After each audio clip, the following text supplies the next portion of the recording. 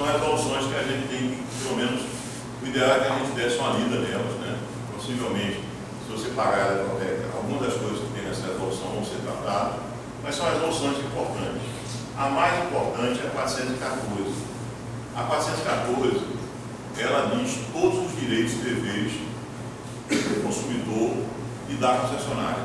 Então, quais são os tipos de tarifas? Se a CELP, por exemplo, cortar energia elétrica e você pagar, quantos dias ela tem para, efetivamente, para retornar o fornecimento? Né? Quais são os tipos de tarifas que você tem?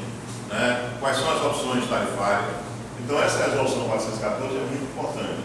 Essas outras duas resoluções, essa daqui, que é a 24 e a 505, se referem à qualidade do fornecimento de energia elétrica. O 24 está associado a parâmetros que são chamados PIC, PIC e DEMIC. Esses parâmetros são associados a interrupções. Se você pegar a sua conta de energia elétrica, na conta de energia elétrica tem lá esses três parâmetros. PIC é duração de interrupção contínua, FIC, frequência de interrupção contínua, e DEMIC, duração máxima de interrupção contínua. Então, na sua conta tem uma meta que a CELP é obrigada a cumprir. Tem lá, DEMIC, 4 horas e 36 minutos. Então, se a CELP lhe deixar sem energia elétrica por mais de 4 horas e 36 minutos, no mês seguinte tem que ter um crédito na sua conta. E essa resolução diz como é que calcula esse crédito. Se, por exemplo, se você receber uma pensão abaixo de 5% por um tempo, abaixo de 5%, né, e isso permanecer por um determinado tempo, você tem direito a um crédito na conta seguinte, né, que é dado também por essa resolução 505. Essas duas resoluções, elas dão direitos a gente, né, quando a concessionária entrega energia elétrica com a qualidade que se espera que entregue, tá certo? Então são resoluções que é interessante você conhecer. Você com isso aqui, você baixa lá no site da ANEEL e você pode ter acesso a ela. A 414, como eu você, é a principal. Ela diz todos os direitos e deveres do consumidor e da concessionária. Bom, o sistema elétrico de potência, né, na verdade, essa é uma figura que faz parte do livro de uns 20 anos atrás, certo? Na verdade, o sistema elétrico de potência, antigamente era isso. Hoje mudou um pouco, mudou até razoavelmente. Antigamente, o que você tinha? No caso nosso, a gente tinha uma geração hidráulica. A geração hidráulica, né, normalmente, nunca é num lugar bom, nem próximo ao litoral. Né? Se você algum dia trabalhar com geração, você vai conhecer alguns lugares, né, que você vai ter dificuldade até de achar no mapa. Né? Então, por exemplo, geração de energia, normalmente essas usinas hidrelétricas eram em locais onde você tinha até dificuldade. Você, para construir essas usinas, você tinha que levar as pessoas, como está acontecendo hoje com o Giral e com o Belo Monte, fazer um canteiro, ter um restaurante, gerar alimentação, porque não tem nada. Então, esse era o que acontecia no Brasil. E aí, como essa geração estava longe da carga, você tinha que transportar essa geração até a carga. Para transportar, você tinha uma rede de transmissão de energia. Países como o Brasil, que a gente tem, né, a geração, ela está essencialmente no norte, e a carga está toda no sudeste, a transmissão de energia exige que você transportar grandes blocos de potência em 2, 3 mil quilômetros, 2 mil quilômetros, 1.500 quilômetros. Então, para fazer a transmissão desse porte, você tem que lançar mão, né, do que existe melhor e de mais moderno dentro da transmissão. Então, hoje, você tem que ter dimensões cada vez maiores, né, são linhas de 500 kV. Né, no caso, por exemplo, da Itaipu é 765, de corrente alternada. E no caso de Belo Monte e Giral, né, e o Rio Madeira, essa transmissão está sendo feita também com corrente contínua. Né? Então, o sistema elétrico antigo era feito assim: você gerava a fonte da carga, transmitia e começava a ir baixando até chegar ao consumidor final. Alguns consumidores recebiam direto aqui em cima, se tinha uma demanda muito grande, e outros aqui embaixo. O que é que mudou nesse sistema? O que mudou nesse sistema é que hoje a gente tem fontes, né, diferentes. Primeiro, né, o Brasil hoje não é só hidrelétrico, ele tem hoje um potencial muito grande térmico. Térmico, normalmente uma usina térmica, você coloca ela, você não vai botar uma usina térmica longe da carga, você vai botar ela junto da carga. Né? Teoricamente, você deveria colocar ela junto da carga e junto de um local onde você tivesse o gás ou um porto para você receber o gás no estado líquido e transformar em gás. Né? Só que aqui no Brasil, como os impostos são muito altos, né, você começa a ter térmica e petrolina, e nem tem gás, nem tem porto que chega o gás lá. Então o petrolina tem uma térmica lá, simplesmente porque o cara deu uma isenção do ICMS. Né? Então é a mesma coisa do cara chegar na gasolina, você paga de 25% a 30% do ICMS. Se o cara dissesse a você, olha, aqui você abastece meu posto que eu corto 50% do ICMS, não ia ter que, né, não ia ter, né, o cara ia ter que contratar 24 horas, essa é uma briga na fila. Então é exatamente isso que acontece. Né? As térmicas, elas aconteceram numa rapidez muito grande. Por exemplo, a situação que a gente viveu nesse início de ano, se não existissem elas, a gente possivelmente estaria num racionamento, tá certo? Então as térmicas seguraram, as térmicas são colocadas próximas a Santa Carga. E, recentemente, a gente tem uma outra fonte que mudou tudo, que é a eólica. Né? A eólica também, né? Onde você tem vento, não necessariamente é onde você tem um sistema forte. Então, né, o pessoal imaginava, tinha gente que achava que era só o litoral. Não. Você tem aproveitamentos grandes de vento no exterior, em locais altos, tá certo? E né, a geração eólica hoje é uma realidade, tem um custo extremamente baixo, né? E assim, a gente tem hoje uma participação muito grande, diferente dos países da Europa, tá certo? Porque os países da Europa não têm a presença de eólica lá, é baixa em relação à quantidade de energia. No nosso caso é alta. A geração eólica é uma geração importante, veio para ficar, principalmente no Nordeste. Agora é uma geração onde o que você consegue tirar de negócio é uma distribuição de probabilidade. Se algum dia você for mexer com isso, a geração de uma eólica ela é explicitada pela distribuição válida. Quer dizer, você não tem, existe uma probabilidade de você ter uma geração, né?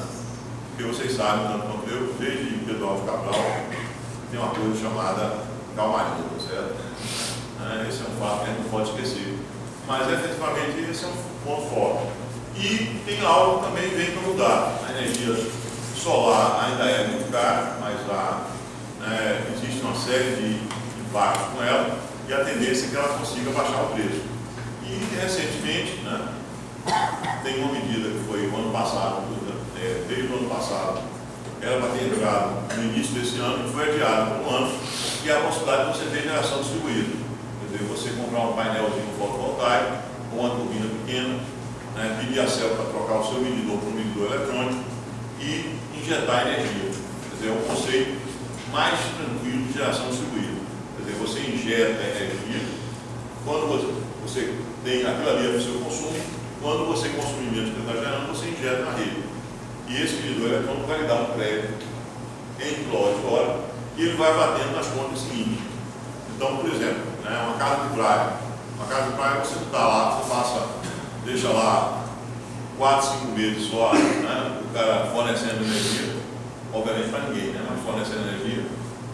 Né, e quando chega no final do ano, você chegar lá, a sua conta de energia elétrica vai ser toda paga pelo que você gerou, né, ao longo do tempo. Tá certo? Isso hoje é uma realidade. A CELP hoje já tem 5 consumidores, né, que tiveram acesso. Se você entrar no site da CELP, já existe lá uma solicitação de acesso, tudo.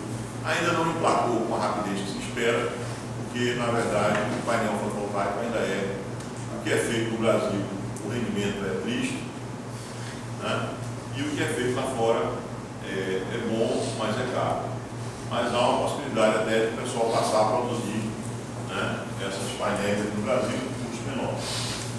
Então, o sistema elétrico de potência é isso. Ele tem geração longe da carga, que é a geração hidráulica, tem geração próxima às cargas, que são a geração térmica, e tem geração distribuída. Né? Você tem uma transmissão de energia, que são linhas de 500, 220.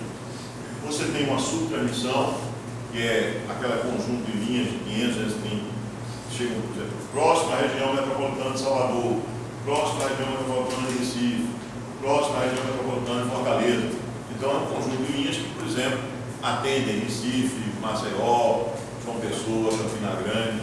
Né? Então, isso aqui é o que a gente chama de subtransmissão. Né? E a gente tem consumidores está vendo?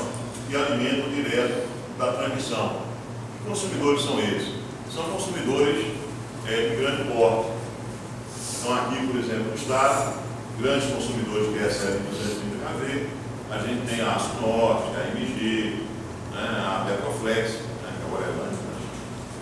Você tem também a refinaria, né? Esses são grandes consumidores. Né? E você tem consumidores que estão no 230, não porque tem uma demanda muito grande, mas simplesmente por conta de uma questão tarifária. A tarifa de 230, demanda é bem mais baixa que a linha 9. Então, você tem consumidores, né, vários consumidores que têm uma demanda pequena, mas passaram a se conectar com os 230 kV para poder pegar uma tarifa mais em conta, tá certo? Então aqui são grandes consumidores que estão ligados à transmissão. Aí aqui você tem consumidores que são alimentados em 69 kV, que são consumidores chamados consumidores que a CELP chama de consumidores especiais. No estado do Rio de Pernambuco tem um pouco menos de 100 consumidores desse tipo. São consumidores de 69 kV, como você tem a grande maioria das indústrias, aquelas indústrias maiores, estão exatamente aí em cima, né? Uma Alcoa da vida, você tem a Bunge, você tem a maioria dessas indústrias assim, relativamente grandes, são alimentadas com 69 kV. A CELP, inclusive, tem um gerente especial para cada um desses consumidores. E aqui embaixo você tem os consumidores de alta, né? E aí são consumidores, digamos assim, uma quantidade muito grande, e consumidores de baixa tensão. Então, o semelhante potência é isso. Além disso, você tem linhas de interligação. Essas linhas de interligação, elas são importantíssimas. Né? Poderia ser melhor aqui no Brasil, como por exemplo, nos Estados Unidos. Né? Como os Estados Unidos é um país que assina, então o que acontece? Quando tem sol aqui está escuro. Quando está escuro aqui, o outro tem sol. Então você pode, com a mesma geração, você pode atender os dois lados, sabe? Já o Brasil, como é um país mais assina, a gente já não tem essa facilidade. Porque a gente tem a vantagem de você interligar, é que, por exemplo, na situação que a gente está vivendo hoje no Sudeste sem água, a gente está transferindo megawatts, né? Na verdade está transferindo água, né? Gerando aqui água e combustível, né? Gás e óleo diesel, para poder gerar energia para substituir a água que tem lá no sul. A geração de energia elétrica, né? Aí você tem as centrais, eu vou passar isso aqui rapidinho. Sim, aqui é algo interessante. Isso aqui é algo, não sei se vocês já viram, mas é o que eles chamam de hidrelétrica reversível, tá certo? Essa aqui é uma hidrelétrica que fica na Espanha. O que acontece, né? O cara, durante a madrugada, o cara bombeia a água todinha para o alto do morro, e no período de ponta, essa água todinha desce para gerar energia, tá certo? Parece energia de português, para gastar energia lá assim, para depois gerar de volta. Mas no fundo o que acontece? Ele está levando água durante a madrugada, quando ele tem geração sobrando, com um preço baixo, e está usando essa água que ele está usando para gerar na hora que a energia é mais cara, no horário de ponta. Então isso aqui é uma usina reversível, tem várias dessas no mundo, tá certo? Essa aqui está na Espanha. Você tem as centrais termoelétricas, né? Aí você tem centrais termoelétricas a gás, a óleo diesel e a carvão. A ordem de unidade vai exatamente desse jeito, certo? Aí a gás você tem um ciclo simples e um ciclo combinado. Você tem ideia, né? A carvão, o rendimento dela gira na faixa de 20% a 30%. Quer dizer, você dá 100 e tira 20% só de potência na saída. É um desastre. Bom, o que tem de mais eficiente em termos de técnica são a gás de ciclo combinado, que é basicamente, por exemplo, no caso do Pernambuco. Né? Você usa o gás para gerar energia em duas máquinas, e o gás que sai das duas é usado para gerar na terceira. O resto de gás que sai das duas é novamente usado para gerar mais energia na saída, que é o ciclo combinado. Bom, a geração eólica, né, ela começou em 76 na Dinamarca, e aqui no Brasil a gente tem um potencial eólico muito grande. A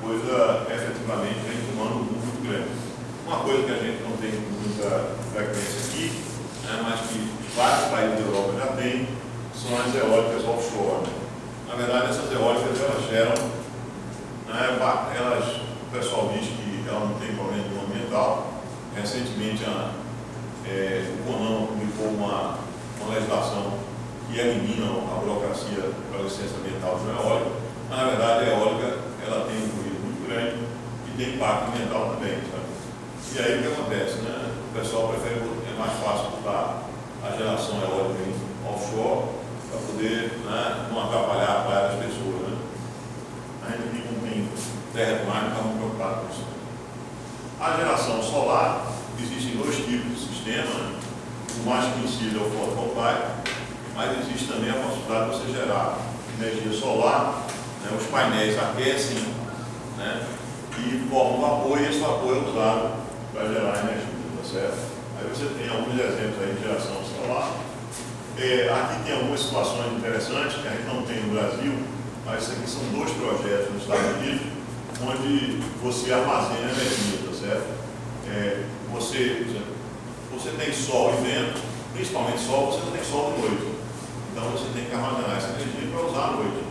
Obviamente que armazenar em bateria, tá certo? Você armazena bateria, você consegue armazenar, mas não é, digamos assim, um dispositivo de boa qualidade para armazenar. Para coisas pequenas, tudo bem. Para coisas grandes, não. Então hoje você tem, hoje já usinas operando, que estão usando aí células combustíveis para armazenar essa energia. Tem duas nos Estados Unidos e uma na Alemanha funcionando desse jeito. Quer dizer, o cara pega energia solar e do vento, ele não vai precisar daquela energia, mas ele estoca isso numa célula combustível. E no momento que precisa, ele utiliza essa energia e fica armazenada assim. E aí você tem algumas delas com bateria de melhor performance. Essa aqui é uma central eólica que fica na Noruega. E aí você tem a possibilidade de usar aqui supercondutores. Né? É uma coisa nova, mas tem um projeto feito nos Estados Unidos, onde já está usando aí supercondutores para armazenar, em vez de ser combustível, já está armazenando usando supercondutores. Bom, a transmissão de energia elétrica, né? A linha, na verdade, são elementos importantes, são as artérias, por onde você transmite energia. Essa expressão aqui é uma expressão interessante, é a fórmula de Steel. Por exemplo, qual é a tensão mais adequada para eu transmitir 20 megawatts, né, por 80 km? Qual a tensão mais econômica? Então você coloca aqui o valor em quilômetros do hélio e P você coloca a potência em quilowatts. E você vai achar uma tensão aqui e com essa tensão você procura aquela tensão nominal padronizada mais próxima. Então, se eu quiser transmitir uma dada potência P numa distância aérea, a tensão mais econômica é dada por essa expressão. Os valores de tensão mais usados no Brasil, eu tenho 110, 220, especificamente em alguns estados do Sul e do Nordeste também, 220, 380, que é o nosso aqui. A distribuição primária no Brasil todo é feita em 3.8. A subtransmissão é que a gente tem diferença. Aqui no Nordeste eu só tenho 69, e alguma coisa de 138. No Sudeste eu tenho 34,5, 69 e 34,5 e 88 kV. No Nordeste eu só tenho 69 e 138. A transmissão de energia, no Nordeste eu só tenho 230 e 500 kV, no Sudeste eu tenho 345 e 765 eu só tenho uma única situação, que é a transmissão de Itaipu. Itaipu, metade dela é brasileira, em 60 Hz, e a outra metade é Paraguai, em 50.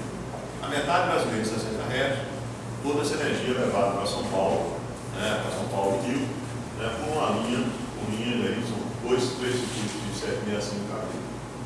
Essa tensão aqui de 765 é só para Itaipu. Bom, aqui é uma figurinha que eu gosto de mostrar, sabe? É uma figurinha interessante. Aqui está em escala, esse desenho está em escala. Então, por exemplo, a linha 345 kV, em escala, ela tem essa dimensão em relação a 138. E a linha de 765 tem essa dimensão em relação a 345. Veja que o espaço não é tão grande, a diferença de uma para outra. Só que essa linha de 345, ela tem condição de transportar 6 vezes mais potência que uma dessa. Então, por exemplo, uma 345 é igual a 6 138 paralelo.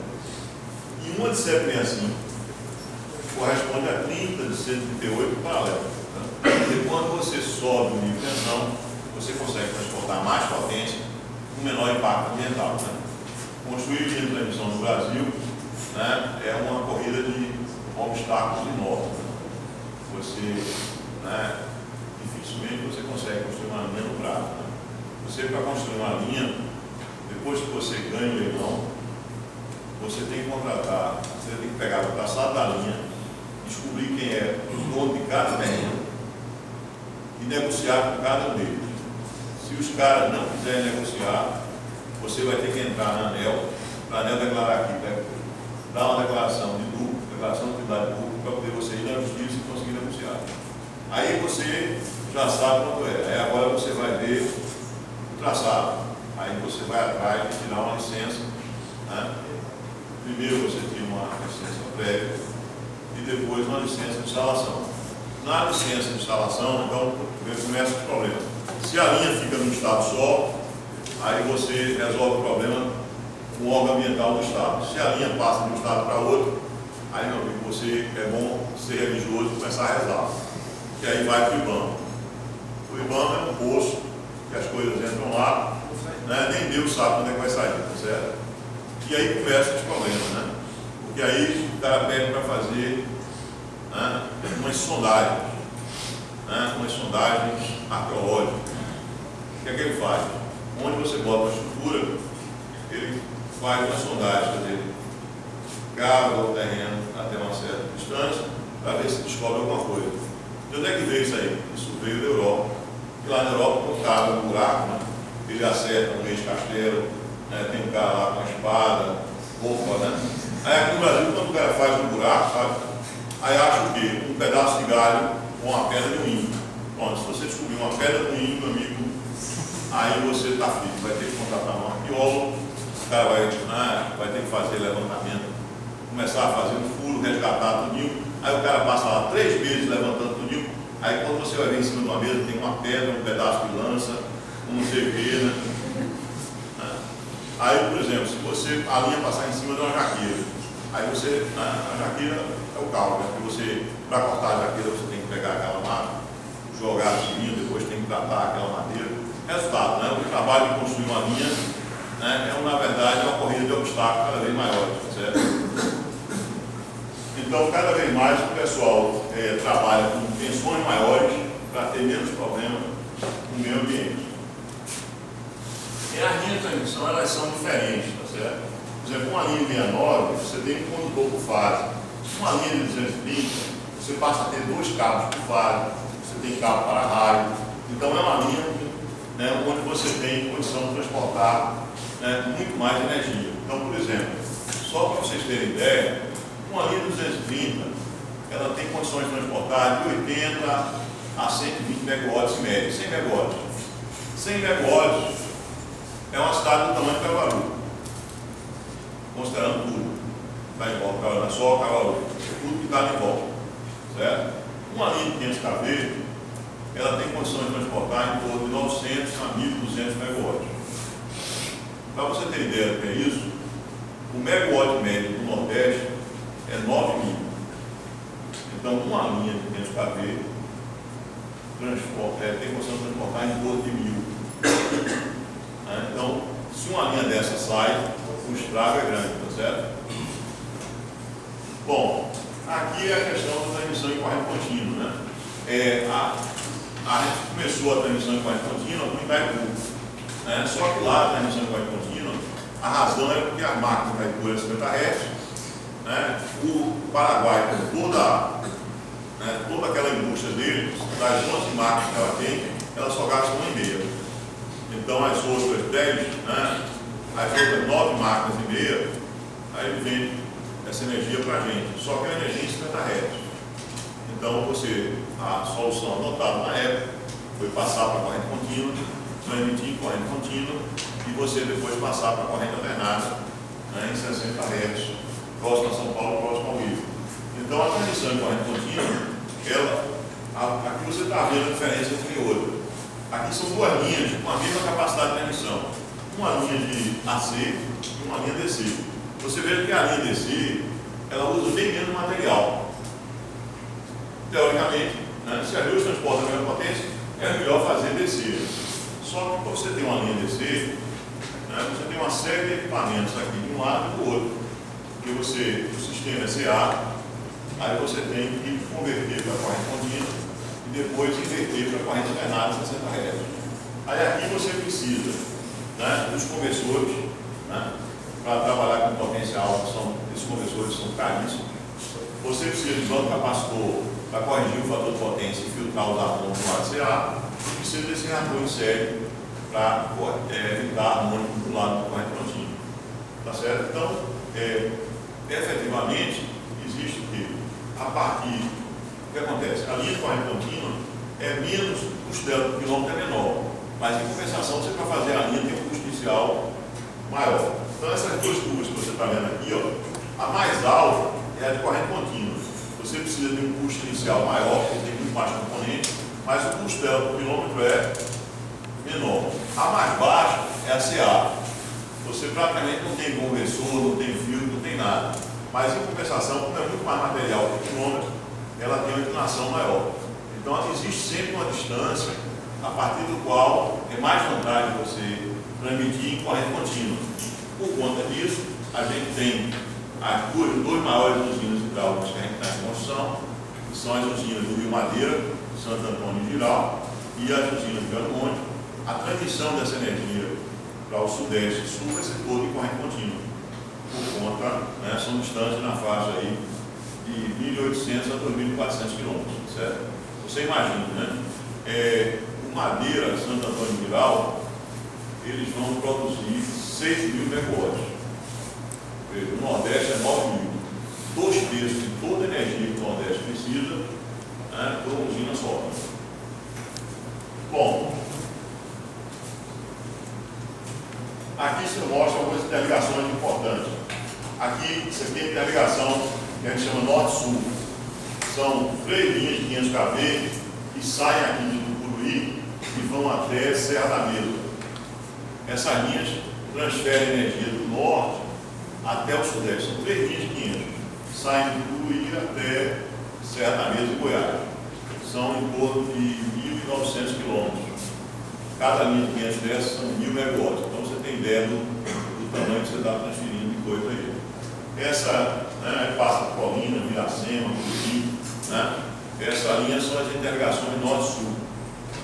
Então, efetivamente, isso aqui, né, até tinha condição de emitir mais. Como hoje você já ligou da região norte até Manaus, então hoje parte dessa energia de Tucuruí já está atendendo lá no norte, já não tem tanto. Aí aqui você tem a situação de Itaipuã. Itaipuã, você tem 3 linhas CA, que são essas 3 que estão aqui, ó, e 2 linhas DC. Então você tem 2 linhas DC e 3 linhas CA. Toda a energia de Itaipuã é transferida até São Paulo e Rio, né?